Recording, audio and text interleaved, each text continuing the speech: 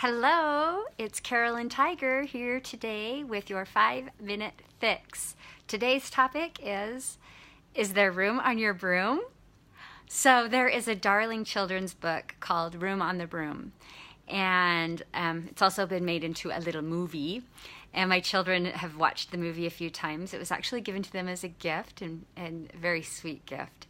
And this is a darling little book or story about a little witch and her cat, and they are going for a ride on their broom, and they encounter a little dog, and the little dog's not really fitting in where he is, and he asks, "Is there room on your broom for me?" And the witch ponders, and the cat's over there going, "No, there's no room on the broom. No, no, no, no, don't let him on our broom."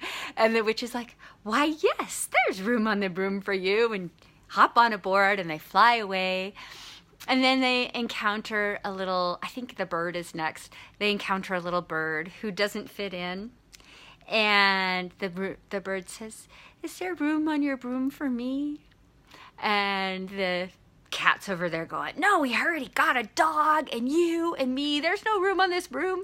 And the witch says, "Well, of course there's room for you. Hop on." And then they encounter a little frog who doesn't fit in his world. And the little frog says, "Is there room on your broom for me?" And the cat's over there going, "Heck no, this broom is completely full. There is no room for any more."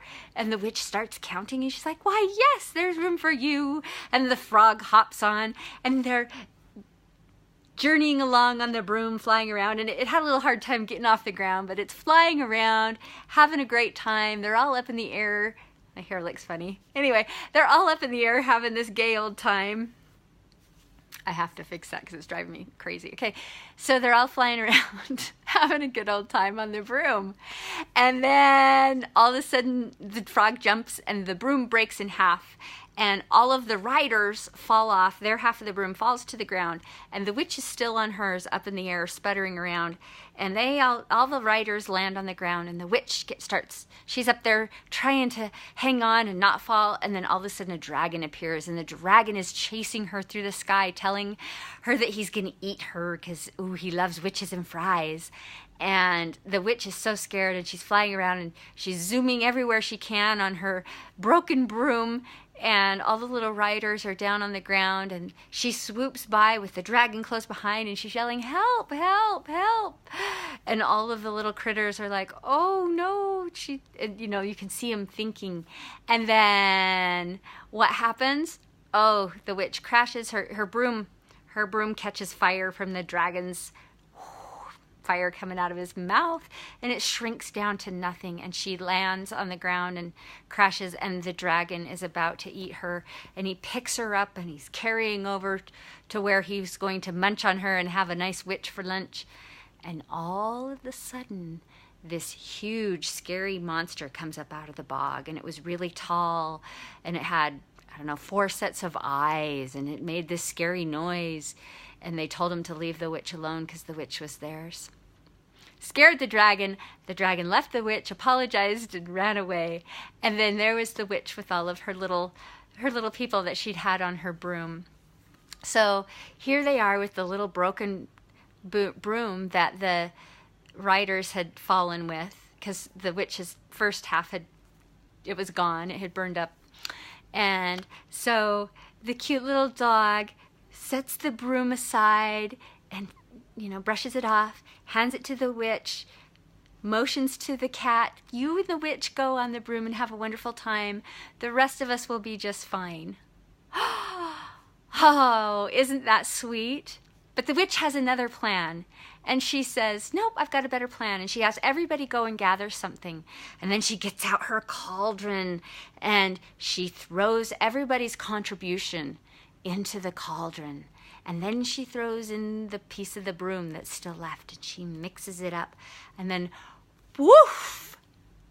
Out of this pot comes this amazing broom with a seat for each one of them. So there's a seat in the front for the cat, and then a nice plushy seat behind that for the dog, and then a great big seat for the witch. And then behind the witch, there's a pool for the for the frog to swim in, and above on a stick above is a nest for the bird. It's the perfect first class broom. Now, and they all fly off together. So what does that have to do with you? Well, my friend, is there room on your broom? It's an interesting concept that sometimes we get kind of down and we think life kind of is and we're not super happy about things. And how many times have you been told the best way to get out of that is to serve someone else? Who are you serving? Are you serving those people that you come across on the street? Are you being nice? Are you making room on your broom for everyone in your life who might need it? Now, that doesn't mean you have to invite them in your home or in your car. That means as you pass them, you give them a smile. You tell them hello. You give them a pat on the back and say, you are doing a great job and I appreciate you. Are you making room on your broom for the people that are around you?